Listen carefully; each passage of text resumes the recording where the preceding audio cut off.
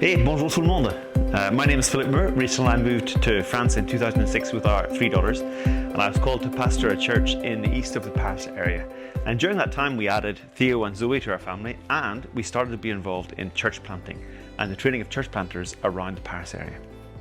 In 2014, I joined the leadership of Acts 29 as Europe Director, and a year ago, Rachel and I moved to the 5th arrondissement of Paris to start a new church plant. Our flat is just opposite the Sorbonne, just out the window here, right in the heart of the Latin Quarter. You might have heard of the 5th arrondissement or not, but even if you haven't, a good deal about what you believe and think, what our culture believes and thinks, started just across the street from our flat. The Sorbonne, the university, was where the May 1968 revolution started in France. This political, cultural and intellectual movement has given birth to many of the strands of thoughts that we find in critical theories of all stripes. The hermeneutic of suspicion, the overthrow of all authorities, the impossibility of knowing, the moral equivalence of nearly everything. It's all France's fault, which is probably what you thought all along.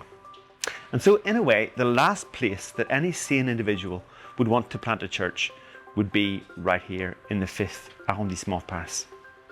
The gospel approaches truth, beauty and goodness in ways which are diametrically opposed to the ways in which our modern world, the posterity of the Sorbonne intellectuals in the May 1968 revolution, tends to view them. And yet, because of the radical difference in how we approach these ideas and the obvious difference that makes in how we live out our lives, what we're finding is that there's something subversively attractive about the gospel for exactly those people we'd expect to be hostile. In the 5th here in Paris, we have an essentially hostile environment that at the same time is intrigued by and attracted by the gospel and the transformed lives it produces. Does that sound familiar? It should. Because when we say that, we find ourselves thinking back to the situation the early church found themselves in the book of Acts. If you've been following this series, you know that we're looking at the way the Lord added to the church in the book of Acts, what the apostles were doing that the Lord used to add to the church. And in the chapter that we're looking at this time, Acts chapter 5, it's no different. In a hostile context, the Lord added to the church through the apostles conviction for mission. In Acts 5, 13 to 14, we read, "None of the rest of the people dared to join the church, but the people held them in high esteem. And more than ever, believers were added to the Lord, multitudes of both men and women." It's a curious text. It's a paradox because we have at the same time fear of joining the church because of persecution, high esteem that the people held the church in because everybody could see that the truth and beauty of the gospel produced goodness in the lives of the people, and then afterwards the miracle of people daring to take the plunge and join the church because ultimately the church was credible, plausible and persuasive. That gives me hope for the 5th. That gives me hope for the Sorbonne. But there's also a danger in how we respond to what we've just said. Because the temptation we face, that pastors and teachers have always faced, from the apostles and Paul all the way down the centuries, is to soft pedal what is offensive and to try to kind of manipulate our listeners by telling them what they want to hear. The apostles took the opposite approach. They were imprisoned for preaching the gospel in Acts 5. And in Acts 5, an angel comes at night and opens the door of the prison during the night and gives them this mission. Go and stand in the temple and speak to the people all the words of this life. Acts 5:20. Go right to the heart of hostility and preach the words of life. Predictably, the authorities were furious. They dragged the apostles before the council and they said to them, "We told you not to teach in Jesus' name." That also sounds familiar. Today's society uses all sorts of tactics, overt or covert, to prevent Christians from teaching in Jesus' name. Whether it be social pressure, hate speech laws, cancel culture, being kicked out of venues that you want to rent. All these attempts to make people not teach in Jesus' name. Peter's answer to this pressure is perfect. We must obey God rather than men. Gospel preachers, gospel teachers, that's our motto. We must obey God rather than men.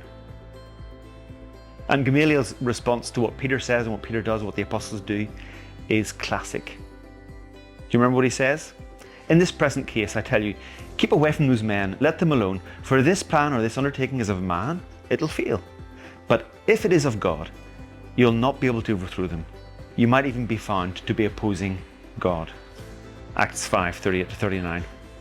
Granted, Gamaliel still had the apostles beaten, but that perspective is true. And because what we do really is of God, then we can do what is right and leave the results to Him. We can join the apostles in the attitude that's described in Acts 5:41 and 42. They left the presence of the council, rejoicing that they were counted worthy to suffer dishonor for the name. And every day in the temple, publicly, and from house to house, privately, they did not cease teaching and preaching that Jesus is the Christ. There we have it. Gospel growth, gospel advance through conviction for mission.